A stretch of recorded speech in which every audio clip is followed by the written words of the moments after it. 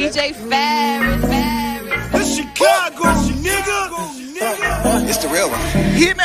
Only one is pulling shit the fuck up. Let's get to sports talk.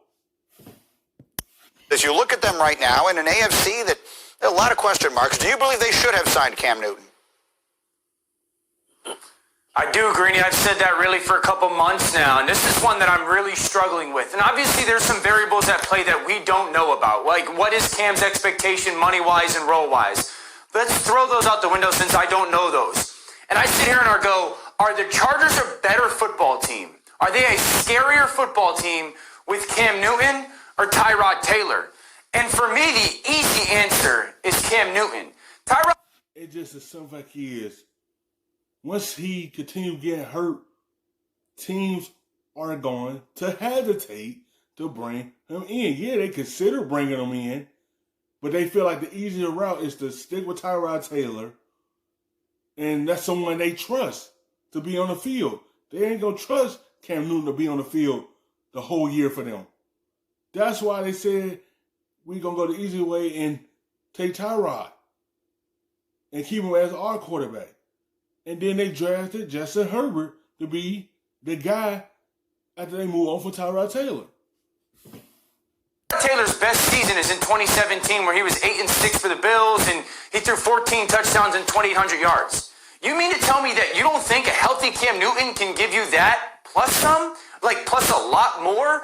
And I'm struggling with this one. Now, if Anthony Lynn had come out and said, listen, we were so focused on making sure that we were going to get Justin Herbert or Tua Tagovailoa at 6, and that's why we felt comfortable with Tyrod Taylor, that's fine. Like, I can get that because then that tells me that they are going to expedite that rookie onto the field. But to sit there and say that we feel better with Tyrod than we do a healthy Cam Newton, that makes no sense to me. That just, I can't sit there and go, it was... That shows you the health problem had to do why the Chargers didn't roll the dice and go ahead and sign Cam Newton. They just looking at the injury history. They just want someone that's going to be there the whole year for this team.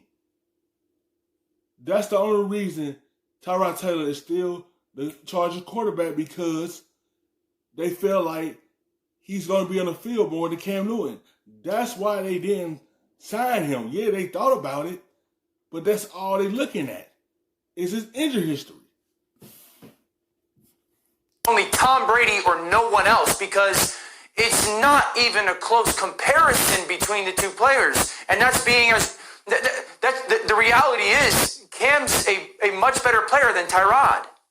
But healthy, of course, is the key word in all of this. And Lewis, he's got timing working against him on two different fronts. A, the timing of when Carolina chose to release him, and B, the timing of being a free agent during a pandemic when all these teams can't get their doctors with him. So you know how these things tend to work. How is he going to wind up on his next team? When and how will that wind up happening?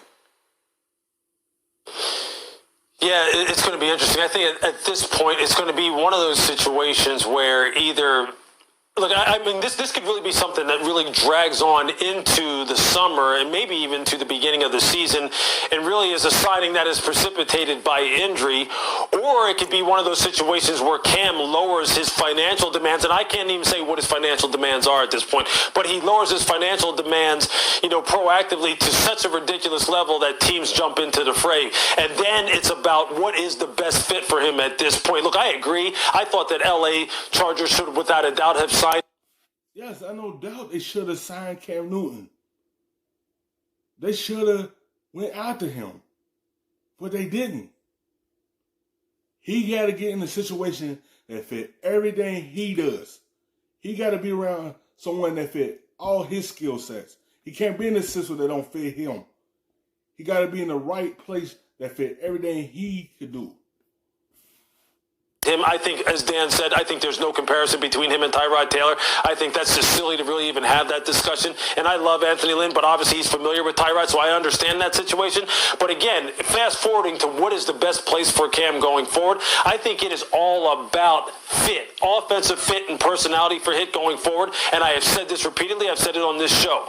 He fits what Sean McVay is doing in L.A., the other L.A. team, the L.A. Rams. He fits what Sean's doing. I think Sean has the perfect teacher and mentor mentality that would jive well with what Cam is doing. And look, from a pure... Yes, he could fit in with Sean McVay's offense, but Sean McVay had his guy, and that's golf. He ain't going to move on for him until he sees something that golf is not doing, and he see he's not getting the job done, and then he might take a look and bring in Cam Newton. But Sean McVay believe in Jared Goff. That's why he's not going to move on for him. Yes, Cam Newton can fit his system, but it's got to be something that they don't see in golf to make them move on from him. But they see the best in him, and that's why they ain't going to move on from him. X&O standpoint, a team that runs their offense through the running game and then therefore it opens up the passing game. Just think about Cam Newton in that offense, with that run-centric offense and play-action passing game and move-the-pocket type passing game. It's perfect for him. It's just a matter of whether or not financially he would lower his demands to the point where they could swallow it from a salary cap perspective. I'd love to see it happen. I don't know if it ever would, but I'd love to see it happen. Yeah, because Jared Goff, I think, has the second biggest contract currently of any player in the National Football League.